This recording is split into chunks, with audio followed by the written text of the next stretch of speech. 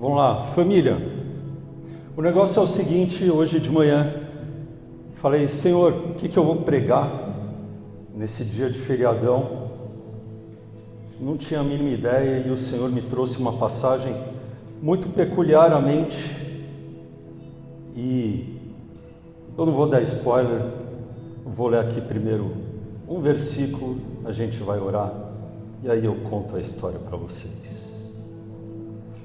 Em Colossenses 2,8 está escrito: tenham cuidado para que ninguém venha a enredá-los com as suas filosofias e vãs sutilezas, conforme a tradição dos homens, conforme os rudimentos do mundo e não segundo a Cristo. Abaixa a sua cabeça, vamos orar por essa palavra. Senhor, em nome de Jesus, nós queremos consagrar esse momento da palavra a Ti. Senhor, que cada palavra deferida desse altar possa ser não minha, mas Tua, e que chegue no coração de forma correta.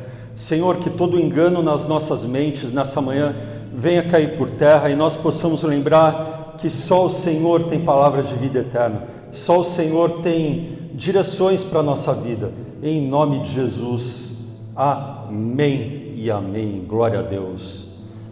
Família, nessa palavra, Paulo alerta a igreja para não ser escravizada por filosofias vazias, que é o que a gente mais tem nessa época, nessa terra. Filosofias coachings, filosofias até de filósofos antigos, Platão e companhia, hoje está super na moda, mas elas são apenas tradições e pensamentos humanos. Na época de Paulo também não era diferente. Pensa que se hoje a gente fica pensando em Platão, Aristóteles e tudo mais, naquela época mais ainda, porque eles eram contemporâneos. Então muitos esqueciam a palavra para ir atrás do conselho dos homens, que são as tradições humanas, os princípios desse mundo, e não os fundamentos de Cristo. Quem não é discipulado pela palavra vai ser discipulado pela cultura. Esse que é o ponto. Quem está te discipulando? A palavra ou a cultura? A mídia, o jornal, os coachings, os famosinhos, os influenciadores? Quem tem te influenciado? Então, hoje, eu trouxe um exemplo aqui de alguém que tentou fazer a mesma coisa com o povo. Simão, o mago. Todos conhecem Simão, o mago? Essa é uma história legal, não? Então vai ser uma história bem bacana. Simão, o mago. Essa história ela não é sobre um homem que tentou comprar simplesmente as coisas de Deus com dinheiro. Essa história é sobre algo muito mais profundo. Simão, ele representa o homem que entra em contato com o poder de Deus e se impressiona, porque o poder de Deus ele é impressionante. Você vai pela primeira vez numa igreja e você sente aquele soco no peito, que é a presença do Senhor. Você vê o Senhor operando milagres, você vê a atmosfera mudando, você fica impressionado e fala, meu Deus do céu, essa experiência é muito mais poderosa do que qualquer outra que eu já vivi na vida. E pensa que, como o nome diz, Simão era um mago. Um mago vivia de experiências. Ele fazia o povo ter experiências místicas ali, só que não eram nem de perto, nem de longe parecidas com o que ele tinha sentido. E aí, esse é o perigo, porque muita gente está na igreja, canta, louva, ouve a palavra e até admira Jesus, mas na hora de resolver o casamento, na hora do dinheiro, na hora da ansiedade, da ofensa, na hora do futuro, na hora da falta de identidade, na hora do problema com a sexualidade, da família, do trabalho e das decisões importantes, acaba correndo para conselhos e doutrinas, pensamentos e soluções do mundo. É ou não é? Ou sou só eu que às vezes me embanando nisso? O ser humano ele quer se salvar, Então, se tem uma pessoa indo bem em alguma coisa, ele vira foco e todo mundo quer repetir igual.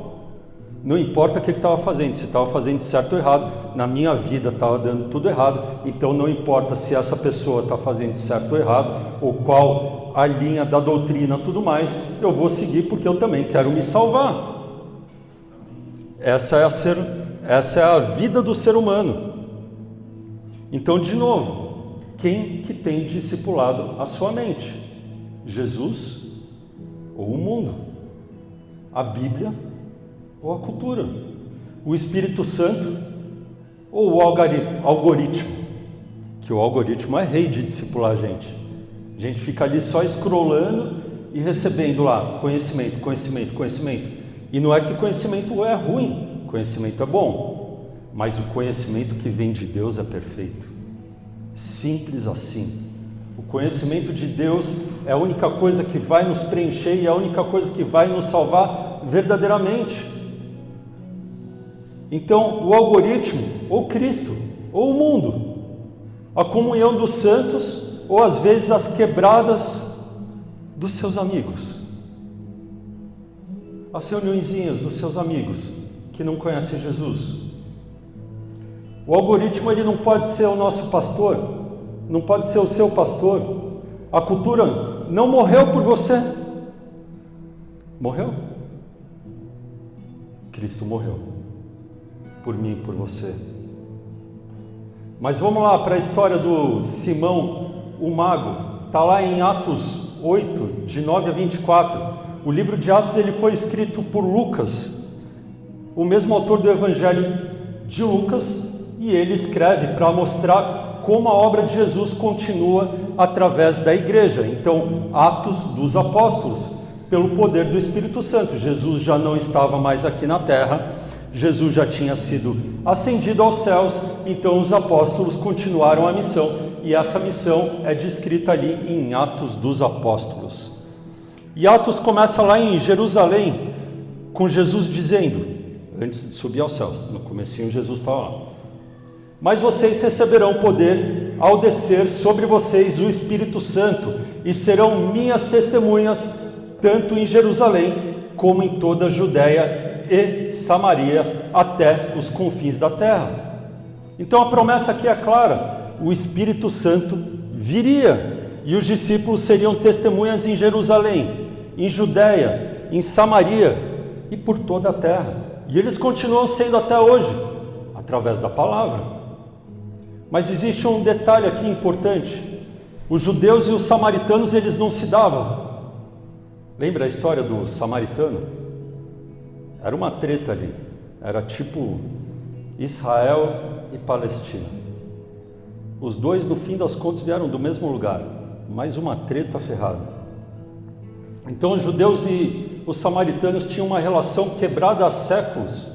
Os samaritanos, eles eram vistos pelos judeus como um povo misturado, religioso, mas fora do padrão da pureza judaica. Então havia uma tensão, um preconceito, uma ruptura histórica. A desconfiança espiritual: olha só, vocês até adoram a Deus, só que numa boa, vocês são uma raça inferior, porque vocês não são puros, vocês se misturaram com outros povos. E de certo modo era até real, porque no meio ali da Samaria tinha muitas influências de politeísmo e tudo mais. Só que aqui Deus está mostrando que a salvação, ela não ficaria presa em Jerusalém. O reino estava avançando, o Espírito estava quebrando fronteiras, e Jesus estava alcançando gente que muitos religiosos desprezavam. Então lembra a mulher do fluxo de sangue? Era desprezada, Jesus alcançou. O gadareno vivia excluído, Jesus alcançou. O samaritano na história, não foi Jesus que alcançou, mas na história ali, o samaritano, ele fazia papel com Jesus. Então Jesus não se importava que era só para os judeus, começava nos judeus, ia para todo mundo. Começa em mim, mas vai para todos. Começa em você e vai para quem estiver do seu lado. E é nesse lugar aqui que Simão aparece, Simão, ele era um homem conhecido por praticar magia e ele impressionava o povo. Ele tinha influência, ele ocupava um lugar de autoridade espiritual na percepção daquela cidade que ele vivia. E o povo dizia que ele era alguém grande. Então, quando Filipe chega pregando Cristo, e quando você prega Cristo, não tem como quem está em volta não ouvir e se admirar. Então, imagina, Filipe chegando na cidade, com o poder do Evangelho, pregando a Jesus ressurreto, e uma multidão vindo atrás dele. Aqueles que eram discípulos de Simão, começam a seguir Filipe. E Simão ali, meu Deus do céu, minha igreja vai fechar. Eu vou parar de receber ali a oferta da galera, meu Deus. Porque o coração do mágico é esse. Não é por Jesus, é pela conveniência. Então Filipe chega lá e acontece um confronto. Não é apenas Filipe contra Simão, é o Evangelho contra a manipulação. Evangelho verdadeiro não tem manipulação. Evangelho verdadeiro é só o Evangelho puro e simples.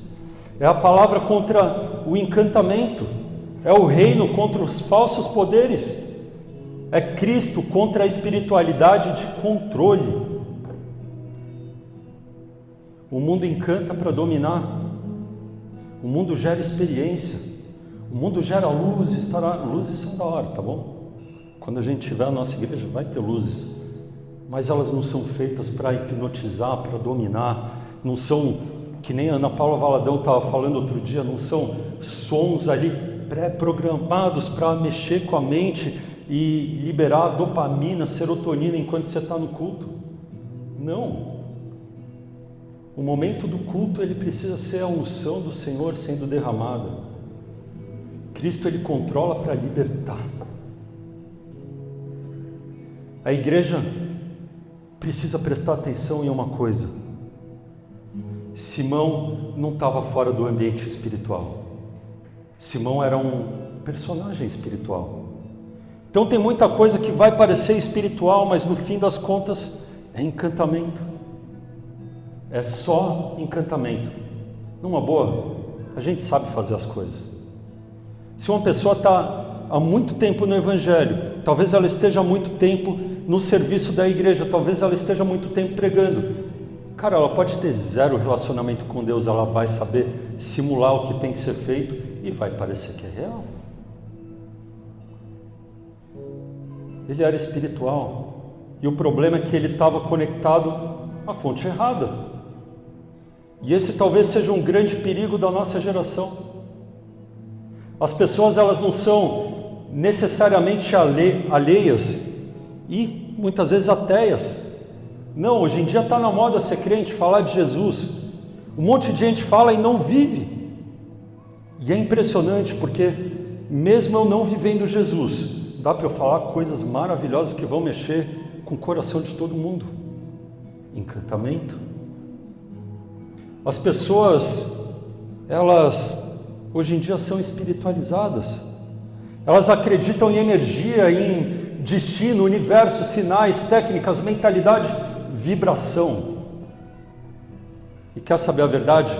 Nem tudo isso é mentira. Quando chega uma pessoa, era muito engraçado, tinha umas células que, cara, iam pessoas muito aleatórias. E aí chegava a pessoa que veio dessa coisa de misticismo e tudo mais, falava, meu Deus do céu, soltava um palavrão, falava, que energia. E ela está errada? Não, porque Deus faz coisas também. Deus, no fim das contas, é energia, porque Ele criou tudo pela voz, a voz é vibração, vibração é energia, e beleza, é um tipo de energia. E aí, a força do destino. Não existe força do destino. Existe o que Deus escreveu para mim e para você e as suas decisões. Esse é o destino, o livre-arbítrio. Na verdade, até existia um destino. Éramos destinados ao inferno. Ponto. Esse era o destino. Mas Jesus veio e abriu a chance da gente ir para o céu. E aí muitas dessas coisas elas prometem salvação sem cruz, prometem transformação sem arrependimento, prometem santidade prometem poder sem santidade. Numa boa, sem santidade não tem poder. Sem santidade ninguém verá a face do Senhor. E tudo que a gente quer é ver a face do Senhor. Se a gente quer poder nas nossas mãos, é para curar, para que eu e Jesus possamos andar em espírito e em poder pela terra, fazendo uma dupla dinâmica imbatível, para curar e não para aparecer aqui que nem o Simão. E o problema não é procurar ajuda. Procurar ajuda é o que o ser humano tem que fazer, beleza. O problema é que a Bíblia ela não é contra conselho. A Bíblia ela não é contra a sabedoria. A Bíblia ela não é contra cuidado emocional. A Bíblia ela não é contra aprender. O problema é que quando o povo de Deus começa a buscar direção em fontes que não se dobram ao senhorio de Jesus, aí a gente tem uma destruição inevitável. O problema, então, não é procurar ajuda, o problema é procurar direção em fontes que rejeitam o Senhor. Hoje Deus está chamando a gente a voltar a prestar atenção na palavra dEle. A palavra é tudo que a gente tem. Quantas vezes você tem buscado alívio, consolo e direção na palavra? Pô, está dando errado alguma coisa na minha vida. Vou buscar quem? Sei lá. Quem que é legal aí na internet? Flávio Augusto? Joel J? Não sei. Primo Rico. Mas a palavra, não. A Bíblia ela não é um livro para culto. Ela não fica aqui no iPad ou na Bíblia física só para decorar ou a gente abrir aqui no culto. Ou para eu pegar partes dela e pregar. A Bíblia precisa ser a nossa comida diária, a fonte de conselho diário. Sabe qual é a melhor coisa para a gente fazer? Acordar cedo e ler nem que seja um versículo sequer e meditar nele o dia inteiro. Sabe o que a palavra fala de conselho para os reis? Falava que o rei tinha que pegar o livro e meditar nele dia e noite. E não se afastar da palavra um dia sequer. Porque daí ele teria sabedoria para tudo. Para tudo. Então sabe o que vai governar o meu e o seu dia? A gente começar o dia não com o pé direito, mas com a palavra de Deus. Antes de sair de casa, no caminho, sei lá. Hoje em dia tem tanta coisa. Dá um play no carro, na Bíblia ali, Cid Moreira falando. Sensacional. Salmos 1. O Senhor, não, aí é o 23. O Senhor é o meu pastor. Não é só para isso. É para a gente viver também. Ela é um manual da vida. Deus criou tudo. Tudo.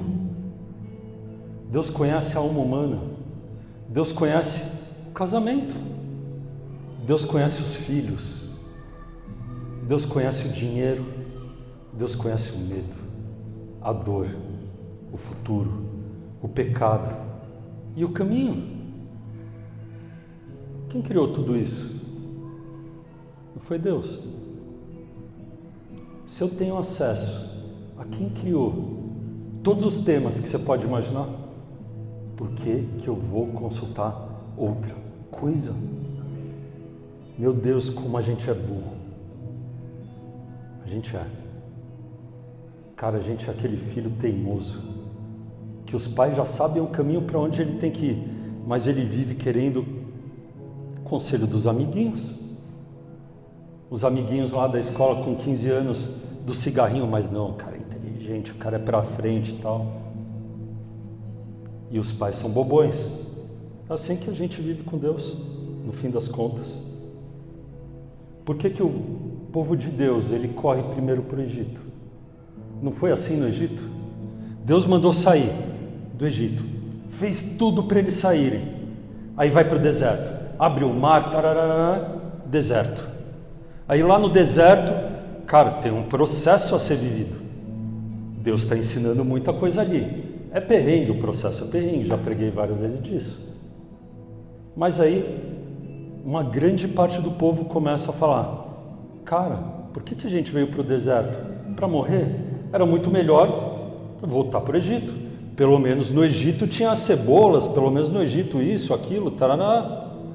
Pelo amor de Deus, por que a gente abandona o manancial das águas vivas, que é Jesus, que é a palavra, tentando achar água viva em cisternas rachadas? Por que a gente é tão especialista nisso? A gente tem um Deus que ama a gente e que quer aconselhar como um pai.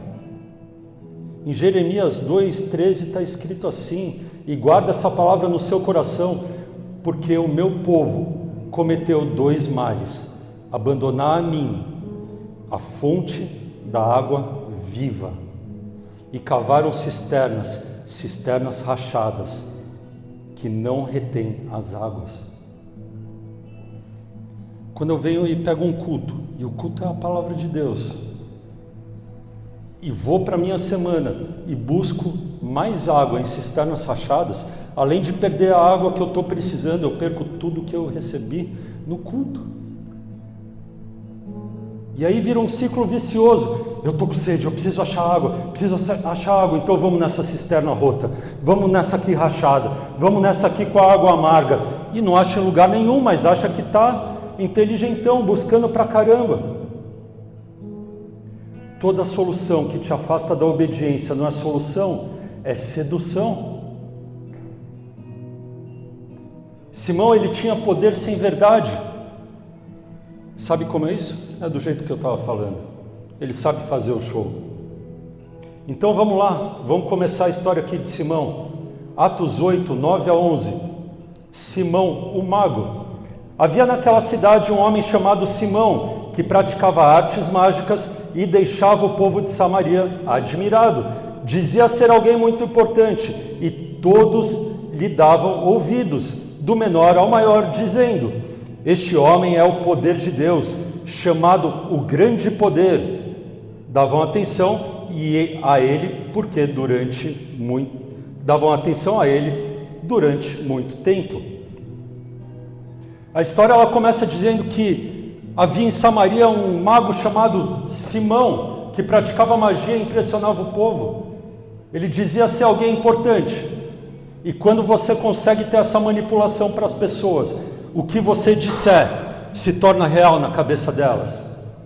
Sabe, o marketing pessoal bem feito, ele fazia muito bem.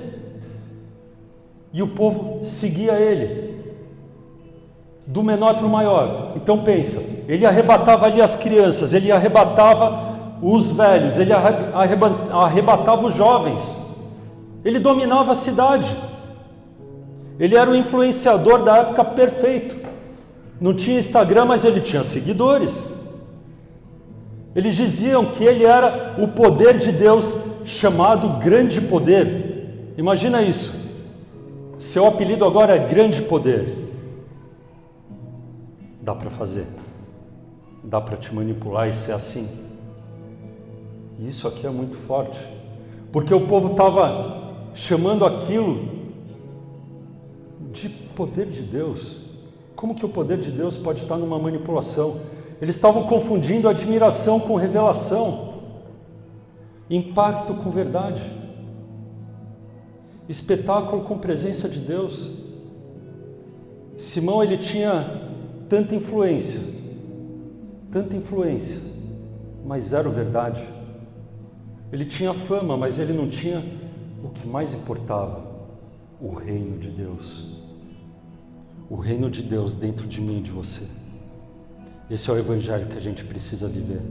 Eu estava vendo um conteúdo, não sei se foi ontem ou antes de ontem, do Theo Hayashi, falando lá no Primo Rico, inclusive. Ele falava que aqui no Brasil a gente tem 2 evangelhos, e desses 2, o mais seguido é o evangelho da salvação. O evangelho realmente ele salva. Só que se eu fico só no evangelho da salvação, eu vou pensar: beleza, estou salvo, vamos viver a vida e vamos para o céu. eu não preciso fazer nada nessa terra, mas o evangelho do reino é o evangelho verdadeiro. Ele tem dentro dele o evangelho da salvação, sim, mas ele mostra, prega e faz você viver uma vida relevante nessa terra, onde você não espera o reino vindouro, mas você vive o reino de Deus já chegado nessa terra. Então ele não é apenas a salvação, é você ser um ponto de inflexão na sociedade, é você mudar quem está do seu lado, é você transformar vidas, é você transformar a política, o seu trabalho, os 7 montes da sociedade. Em todos eles, onde você pisar, o evangelho do reino faz você implantar o reino dos céus na terra. Esse é o evangelho verdadeiro. E aqui nessa passagem nasce a primeira grande lição: nem tudo que impressiona vem de Deus, nem todo bom conselho que você acha vem de Deus, nem tudo que funciona é verdade, nem toda solução rápida é direção do céu.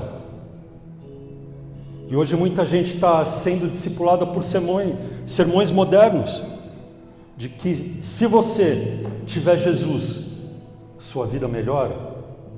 Não, irmão, se você tiver Jesus, a vida melhora, mas você vai para a guerra. A pancadaria come. Se você tiver Jesus, talvez você não seja curado, mas você vai ser curado para sempre, como eu falei na última pregação.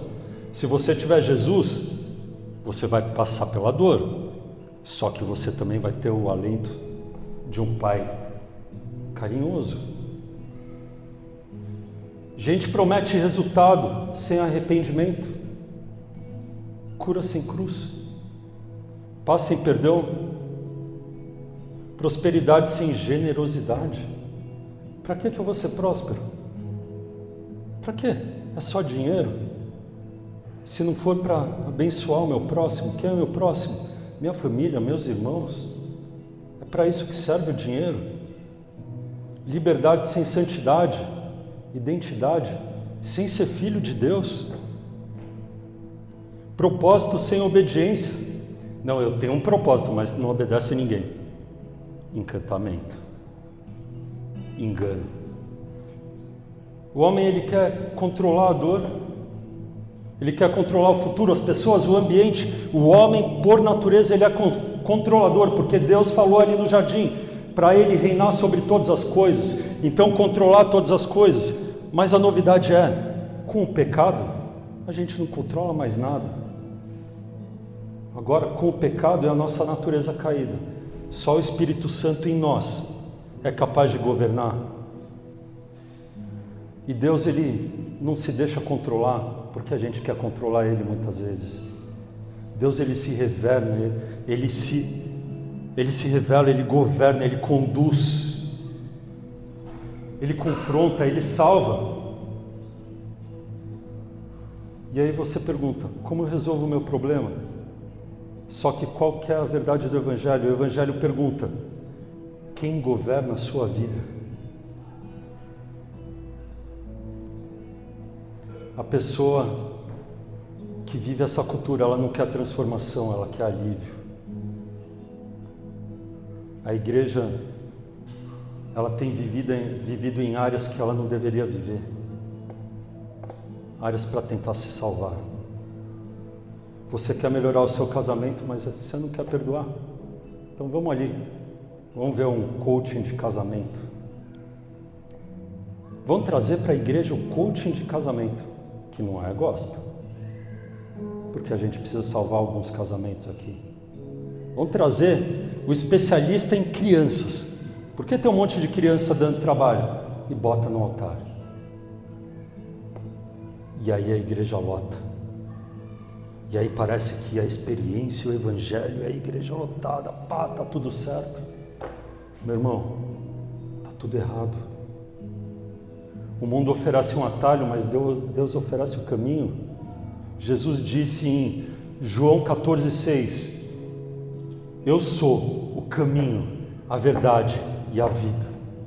Ninguém vem ao Pai, senão por mim. Ele não disse, eu mostro uma técnica, eu mostro em 10 passos, eu mostro em um programa todo aqui de mentoria. Simão, ele viu o evangelho, mas ele tentou entender com a mentalidade velha que ele tinha. Atos 8, 12 e 13.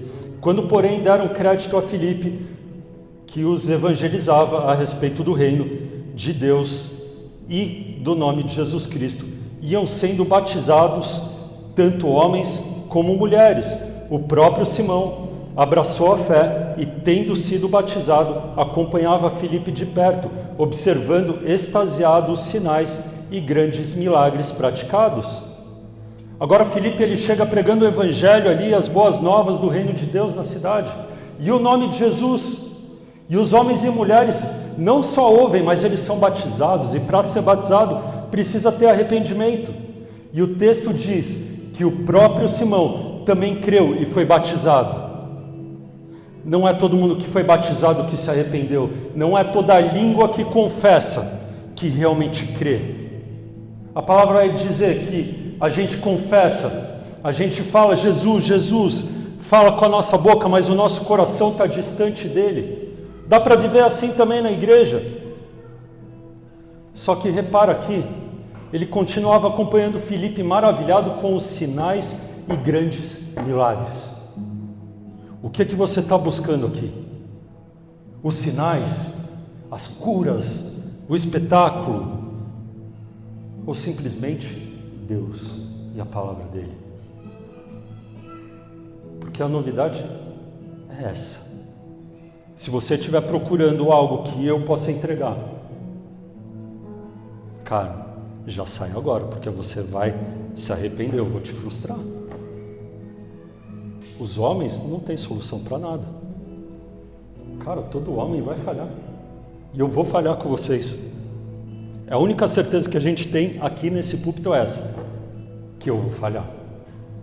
E aí vocês vão dar no pé. Mas poderiam ter dado no pé antes. Só que se a gente está no lugar certo, do jeito certo, o que está aqui é só um corpo morto que não faz diferença nenhuma. O que importa é a palavra que está sendo liberada. O que importa é o Jesus que está aqui.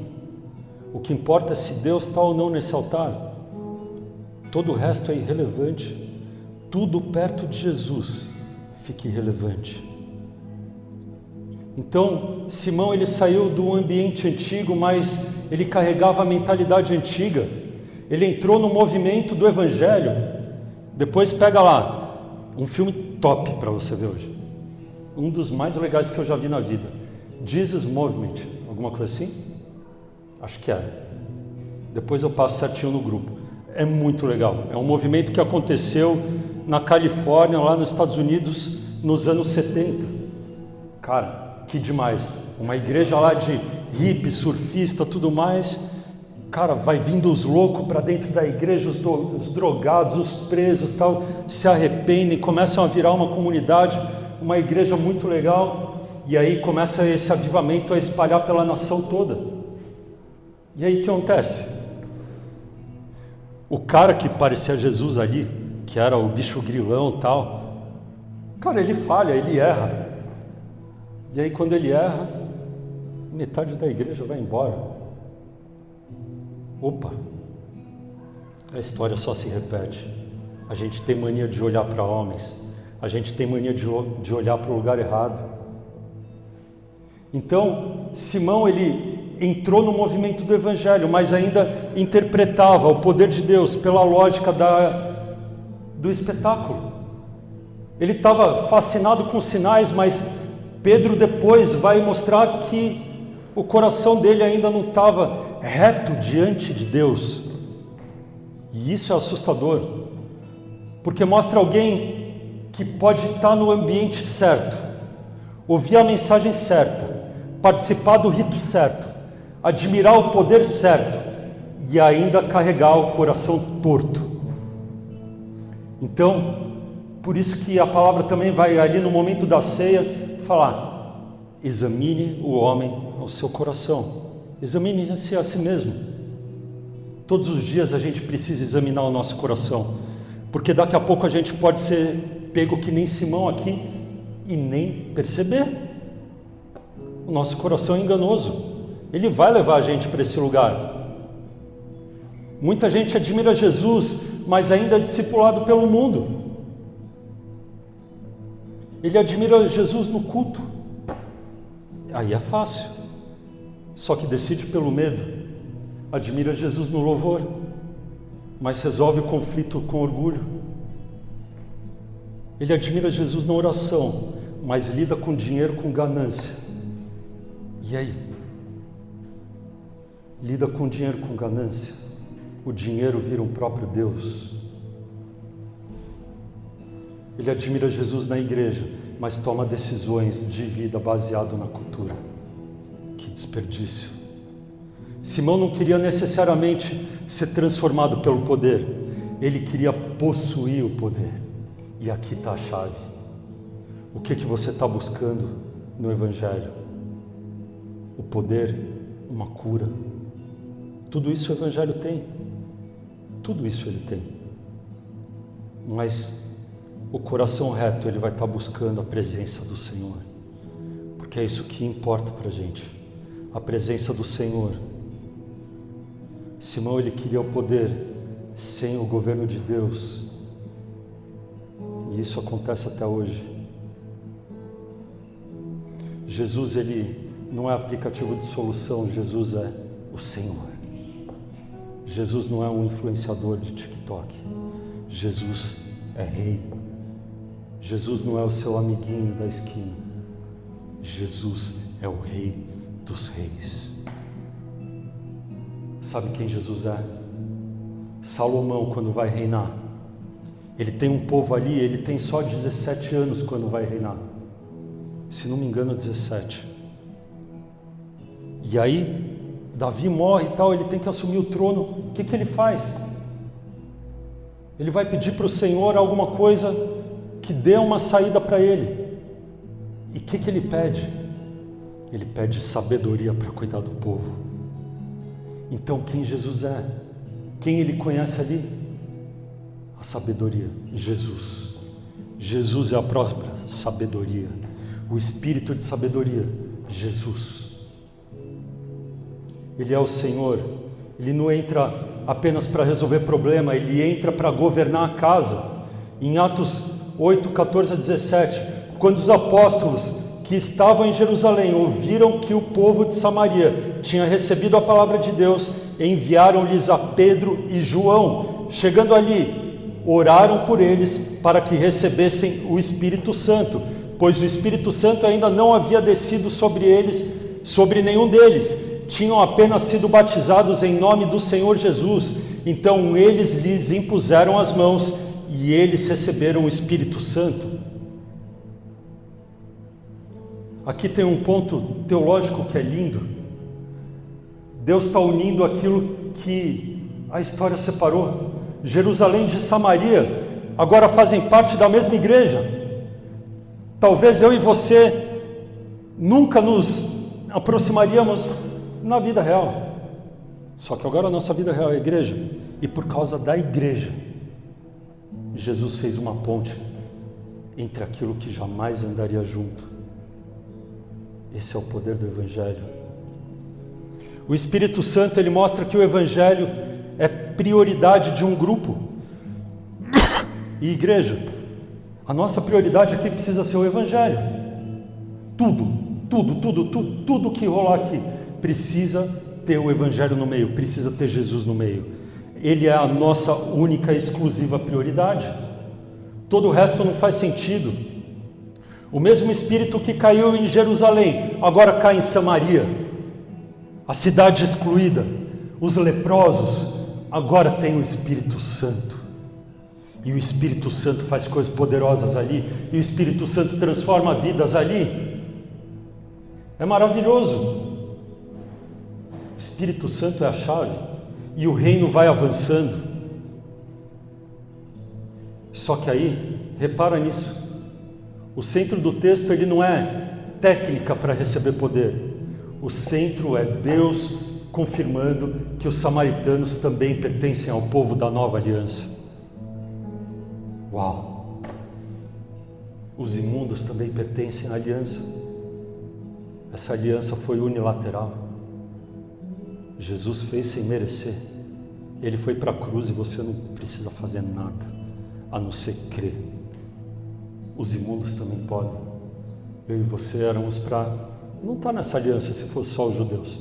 Imagino que não tenha nenhum judeu aqui, né?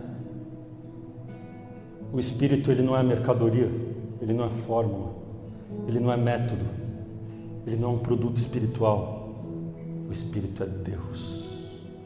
O Espírito Santo é o próprio Deus.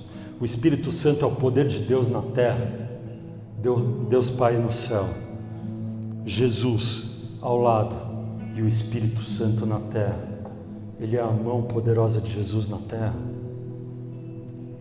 E ele é recebido com rendição. Ele não é adquirido num curso. Cara, você pode fazer tudo. Você pode ser o cara que mais lê a Bíblia. Você pode ser o cara que mais está dentro da igreja. Você visita uma igreja por dia. Você faz o bem, faz isso, faz aquilo. Nada disso te faz receber o Espírito Santo. O Espírito Santo, ele só é recebido quando você se rende. Por que a gente adora com as mãos rendidas acima? Porque, como o nome diz, esse é um sinal de rendição para Ele no louvor. Se eu estou adorando Ele de mãos levantadas, é porque eu estou dizendo: Senhor, eu estou rendido aqui. Eu estou exaltando com a minha boca o Seu nome. Com a minha mão eu estou demonstrando que eu não sou mais nada, que eu não tenho nada, que eu me rendo ao que você quiser fazer, eu me rendo ao Teu agir.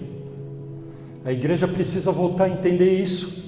O caminho bíblico da direção não é correr para qualquer voz. Deus quer nos guiar para a palavra.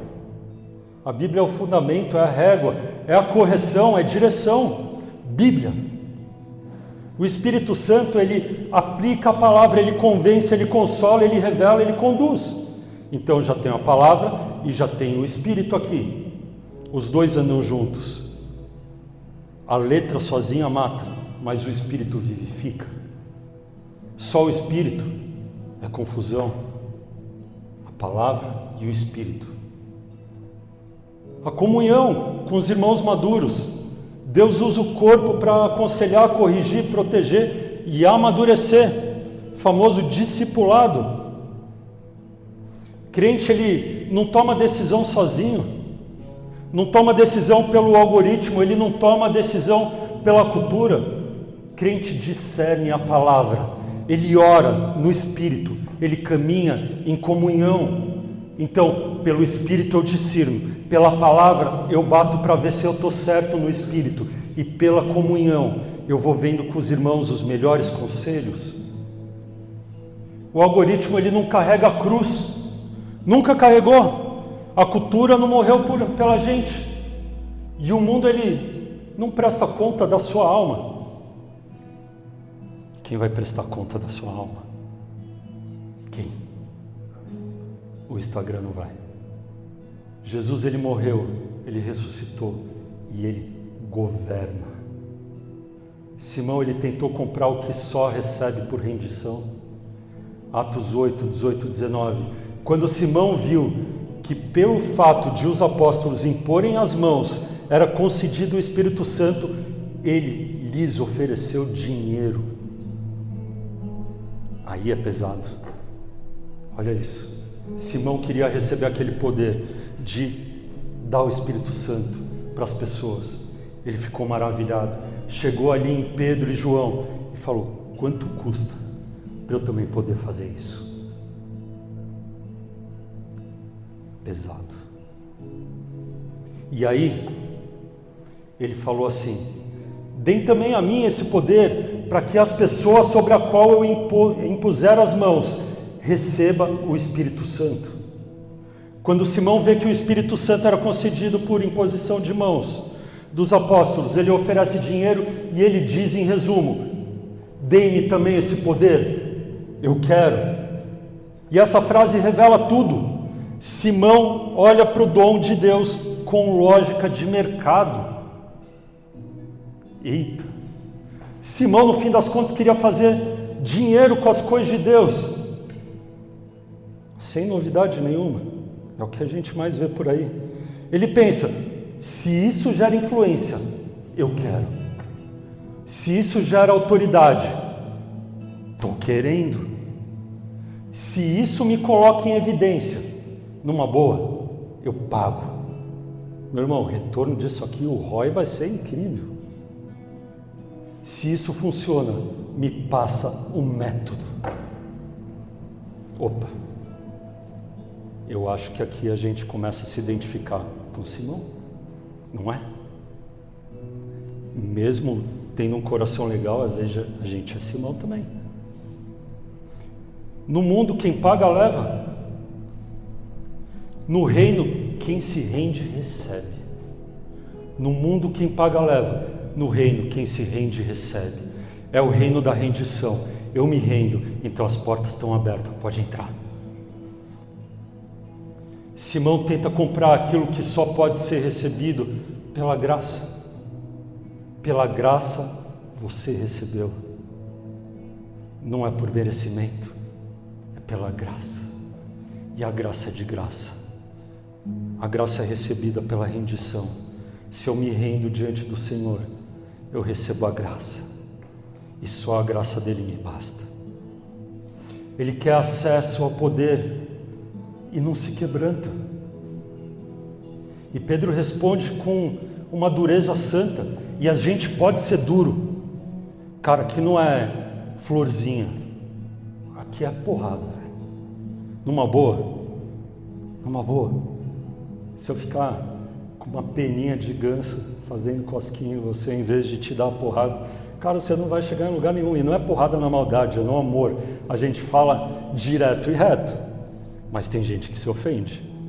É o jeito de falar também, e a gente vai sendo educado nisso.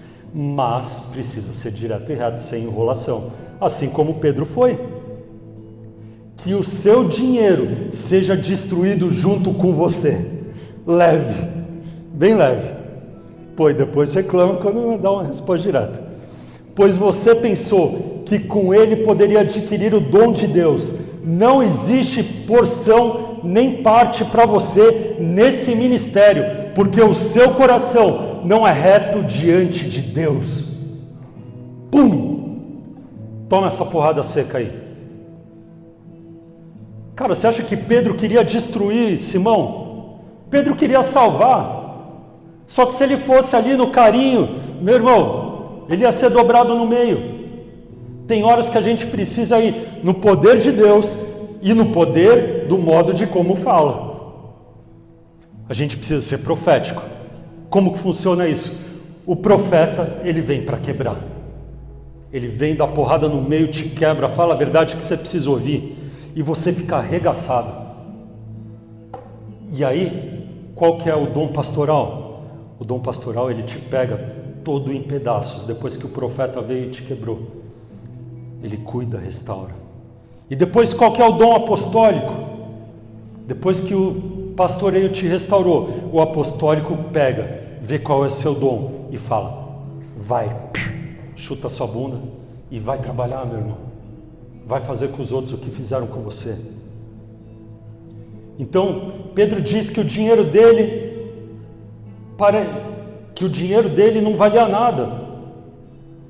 E depois, ele diz, você não tem parte nem direito nenhum nesse ministério, porque o seu coração não é reto diante de Deus. Pedro não trata isso como um erro pequeno. Ele vai na raiz. O problema não era o dinheiro na mão, era mentira no coração. Dinheiro não é um problema, dinheiro é uma ferramenta. O nosso Deus é o dono de todo ouro, toda prata, ele não tem problema com dinheiro. Os únicos que têm problema com dinheiro somos nós, porque a gente tem mania de fazer ídolos. Então, tanto dinheiro como qualquer outra coisa pode virar um ídolo na minha e na sua vida. Então, dinheiro não é o problema. O problema é o nosso coração. É a mentira no nosso coração. O problema não era só uma frase errada, era uma mentalidade inteira corrompida. O dom de Deus não se compra, se recebe, não se negocia, se honra, não se manipula, se obedece. Eu não negocio com a Bíblia, eu não negocio com a palavra, eu só obedeço.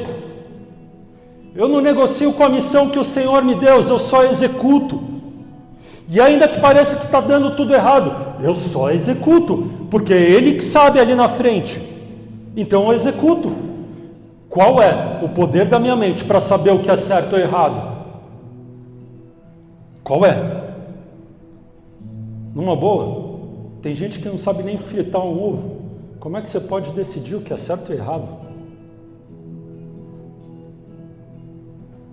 Tem gente que tenta negociar com Deus. Deus, se eu for para o culto hoje, o Senhor me abençoa. Se eu ofertar, o Senhor me dá.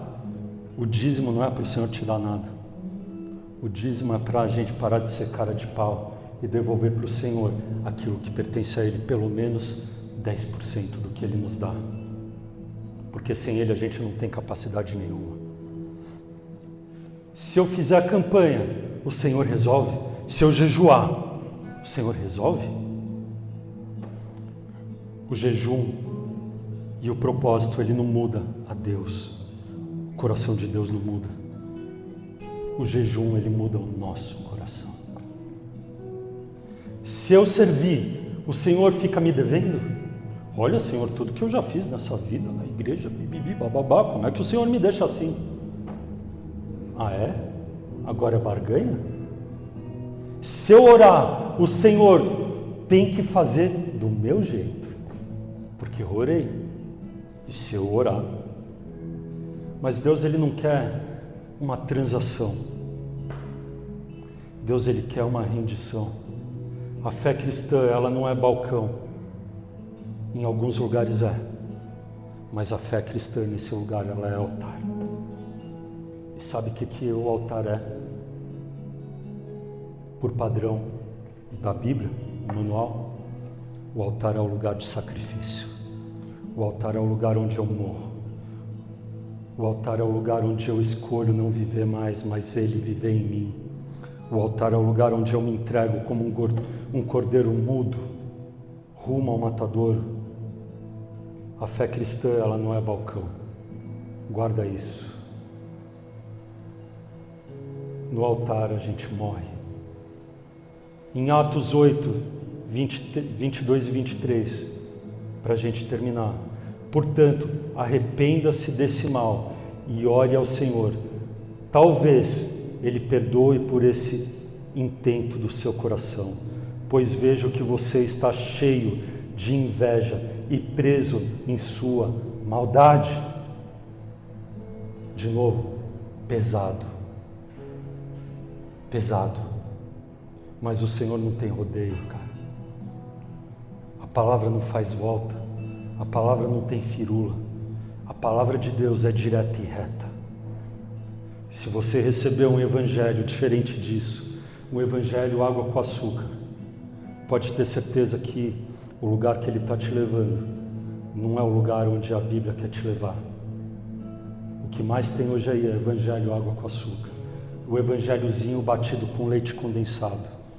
O Evangelho é o poder de Deus para a cura, para a libertação. O Evangelho é o poder de Deus para nos arrebentar e fazer de novo. Esse é o Evangelho que eu creio. O Evangelho do poder de Deus. Se o Evangelho ele só ameniza a sua dor de um jeito gostosinho, sabe para onde ele está te levando? Para o inferno. Sabe como? Anestesiado.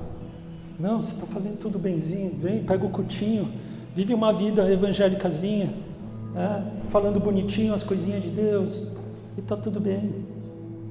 Meu irmão, evangelho é a porrada de Deus comendo solta na terra. E ai daquele que não ouvir, quem tem ouvidos ouça o que o Espírito diz à igreja. Cara, Jesus ama a gente, Jesus é Pai. Tem horas que Ele vai dar carinho. Se a gente estiver no caminho certo, Ele vai dar carinho. Se a gente estiver no caminho errado, como todo pai, Ele vai pôr a gente ali no castigo, na consequência, para a gente se arrumar. Porque você acha, de novo, quem tem filho, você acha que só falando bonzinho e tal, psicologia, como é que chama? Psicologia positiva. Jesus não é o cara da psicologia positiva, meu irmão. Jesus é raiz. O chinelo sai voando. Bum! Chinelada. Mas é porque ele ama. É porque ele não quer te perder para o inferno. Meu irmão, sabe qual é a maior dor do coração de Jesus? É ver um filho queimando eternamente. Essa é a dor no coração dele. E ele vai fazer de tudo para não perder a mim e a você. E aí, nessa parte, Pedro diz para Simão orar ao Senhor, talvez ele perdoe. E Pedro diz e revela a raiz, ele está cheio de amargura e peso pelo pecado. A amargura faz a gente virar desse jeito. Todas as decepções que a gente teve na vida, as decepções que a gente teve na igreja, as decepções com a espiritualidade, as decepções com os homens, fazem a gente virar um Simão da vida, que precisa ter aceitação. No fim, sabe o que o Simão estava buscando ali? Ser aceito. Porque é isso que o homem procura, ser aceito. Todo homem já nasce com uma rejeição natural. Rejeitado pelo pai, pela mãe, pela sociedade, sofrendo bullying na escola, não sei. Ou mesmo rejeitado porque fomos separados pelo pecado. E o nosso coração busca de volta a aprovação com Deus. E no fim, a frase que mais ecoa e que resolve todos os problemas da humanidade. No fim, sabe o que Simão precisava e buscava? Um pai. Ser aceito por um pai. No fim, todos os problemas, eles são resolvidos por um pai presente. Simples assim. O pai terreno resolve? Ajuda bastante. Só que no fim, mesmo tendo um bom pai terreno, você vai continuar precisando de um pai que está no céu e que vai te aceitar, e que vai te curar, e que vai te tratar, e vai chinelo voar se precisar, porque é isso que um bom pai faz. Ele tira a cinta e vamos. E aí você nunca mais vai errar, pode ter certeza.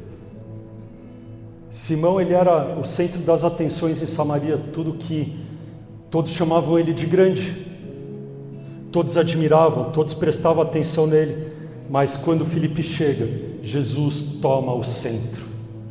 Meu irmão, se você estiver errado dentro da igreja, com o coração errado, a única coisa que você vai sentir é rejeição, porque você nunca vai ser o centro das atenções em uma igreja bíblica. O centro sempre vai ser Jesus. Fez bem, tudo mais. Cara, glória a Deus. Se você fez, foi porque o Espírito Santo fez através de você, né? Porque por você, não rolaria. Talvez ele esteja tentando comprar de volta a sensação de importância dele aqui na passagem. Mas ele não vai conseguir. Tem gente que não busca conselho do mundo porque ama o mundo, mas busca porque ainda está tentando proteger a ferida, sustentar a imagem ou controlar a dor. Talvez você não esteja buscando aqui atalhos porque odeia Deus. Você não odeia. Talvez você esteja buscando aqui atalhos porque tem medo de confiar em Deus. É difícil confiar, é difícil largar na mão de alguém. O medo de obedecer e de perder, o medo de perdoar e de parecer fraco, o medo de entregar e ficar sem controle, o medo de esperar e ser esquecido, e o medo de seguir a Bíblia e ser chamado de ultrapassado, de religioso, de padreco, de crente. Meu irmão, a gente não é crente, a gente não é ultrapassado, a gente não é bitolado. Quer saber a palavra que nos rotula e que é a certa? A gente é fundamentalista. A gente vive por princípios e fundamentos e ponto. É assim que você tem que ser visto. Se for para ser chamado de padreco, de religioso, de que for, seja. O que importa é de como Jesus te chama. É a única coisa que importa para a gente. E Deus nos chamou para viver por fé. Atos 8, 24. Simão disse aos apóstolos: peço que vocês orem ao Senhor por mim, para que não me sobrevenha nada do que vocês disseram. Simão responde pedindo que Pedro, por favor, ore por mim. E é uma resposta ambígua aqui, porque ele parece ter medo da consequência, mas o texto não mostra claramente um arrependimento profundo. E aqui tem uma lição para a gente terminar. Existe uma diferença entre ter medo da consequência e estar quebrantado pelo pecado. É bem diferente. Existe temor e tremor. O Senhor não quer que você tema Ele. Ele é um Pai, mas Ele quer que você tenha tremor diante dEle. Ou seja, respeito, reverência, entendimento de quem Ele é. E tem gente que simplesmente não quer mudar. Ela só não quer sofrer. Ela não quer abandonar o erro, só quer evitar a colheita. Sabe a lei do retorno? Os ímpios também acreditam nela. O que você plantar, você vai colher. Tem gente que não, sabe que não quer colher o que está plantando. Então vem e se arrepende só por causa disso. Mas arrependimento bíblico não é medo da punição. Mesmo porque Deus não pune ninguém. Deus ele só nos livra das nossas consequências. Errou? Cara, você vai viver a consequência do seu erro. Davi viveu. Todos nós vamos viver. Agora, após a consequência, você vai ter um colo e você vai ter uma restauração que o Senhor te oferece. A gente não escapa da consequência, não é Deus que está plantando ela, somos nós. O arrependimento bíblico, ele é a mudança de mente, mudança de direção, queda do orgulho, rendição diante do Senhor.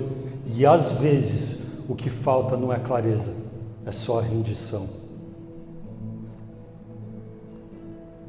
A pergunta hoje não é só você acredita em Deus. É Simão, você acreditou em alguma coisa que foi pregada para você até aqui? A pergunta é, sua mente já foi rendida a Cristo? Abaixa sua cabeça, fecha seus olhos. Cada labasturianda labacanta labassuries. Jesus ele não veio para melhorar a sua velha mentalidade. Ele veio para te dar uma nova mente. Por isso Romanos diz, Romanos 12:2, e não vivam conforme os padrões desse mundo, mas deixem que Deus os transforme pela renovação da mente, para que possam experimentar qual é a boa, agradável e perfeita vontade de Deus. Não se amoldem pelo padrão desse mundo. A mente precisa ser renovada. Não é só para parar de pecar fora, é deixar Deus transformar a forma como você pensa. Porque quem muda o comportamento sem mudar a mentalidade, vai cedo ou tarde para no mesmo cativeiro. Igreja, a história de Simão ela é um espelho nosso. Simão ele tinha poder sem verdade. Ele viu o Evangelho, você também viu? Mas ele tentou entender o Evangelho com a mentalidade velha. Não dá mais para a gente ter uma mentalidade velha. Não dá. Tudo que você viveu até aqui, toda a mentalidade que foi construída em você até aqui, precisa cair nessa manhã. Todo o entendimento moldado pela sociedade, pela cultura, pela mídia, em nome de Jesus, eu declaro caindo nessa manhã sobre todo membro dessa igreja, sobre esse país. Nós somos um país moldado pela mídia. Nós fomos criados pelas novelas. Nós fomos criados pelo Jornal Nacional. Essa é a mentalidade que domina o nosso coração. Agora nós estamos sendo moldados pelos coachings da internet. Que todo o ensino, toda a mentalidade em nome de Jesus caia do seu e do meu coração, e que só a mentalidade de Cristo nessa manhã impere e governe o meu e o seu coração. Que a nossa mente seja renovada em nome de Jesus. Hoje o Espírito Santo está dizendo essa pergunta para nós. Quem está discipulando a nossa mente? Examine-se o homem a si mesmo, porque o povo de Deus não foi chamado para viver guiado por conselho de ímpio. Salmo 1, como eu abri o culto, diz: bem-aventurado aquele que não anda no conselho dos ímpios, não se detém no caminho dos pecadores, não se assenta na roda dos escarnecedores. Pelo contrário, o seu prazer está na lei do Senhor, e na sua lei medita dia e noite. Ele é como a planta, a árvore plantada junto ao ribeiro das águas correntes, que no seu devido tempo dá seu fruto, cuja folhagem não murcha, e tudo o que ele faz será bem sucedido. Quer ser bem sucedido? Enche o seu coração da palavra. Você não precisa viver perdido. Você precisa decidir só quem governa a sua mente. Vamos orar junto. Se coloca de pé. Vamos repetir essa oração. Ela é simples, mas ela fala tudo. Eu vou falar, vocês repetem.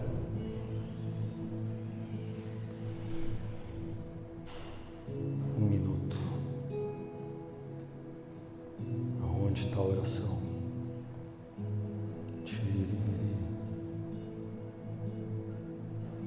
Que beleza. Aqui.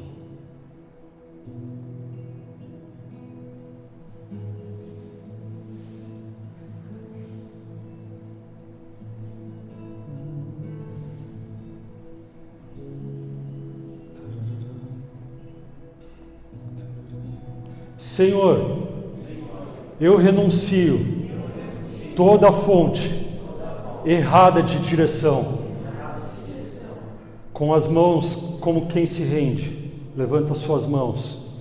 Renuncio todo o conselho que me afasta da tua palavra. Renuncio toda a mentalidade do mundo. Renuncio todo o desejo de controlar o que só deve ser entregue. Perdoa-me por tentar usar o Senhor como ferramenta. Perdoa-me por procurar atalhos. Perdoa-me por admirar o teu poder, mas resistir o teu governo.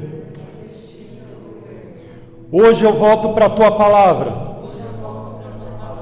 Hoje eu volto para o teu Espírito. Hoje eu volto para o altar. Hoje eu volto para a comunhão. Coloca a mão na sua cabeça. Renova a minha mente.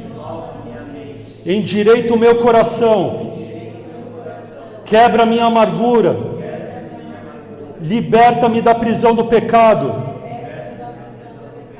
Eu não quero apenas solução. Eu quero senhorio. Jesus, governa minha mente, governa minha casa, governa minhas decisões, governa os meus desejos, governa minha vida, em nome de Jesus. Amém e amém. Glória a Deus, aplaude o Senhor. Vamos orar junto. Pai nosso que estás nos céus, santificado seja o teu nome. Venha a nós o teu reino, seja feita a tua vontade, assim na terra como nos céus. o pão nosso de cada dia nos dai hoje. Perdoa as nossas dívidas, assim como nós perdoamos aos nossos devedores. E não nos deixe cair em tentação, mas livra-nos do mal, pois teu é o reino, o poder e a glória para todo sempre. Amém. Vai na paz, tenha uma semana abençoada, que o Senhor governe a sua mente. Glória a Deus.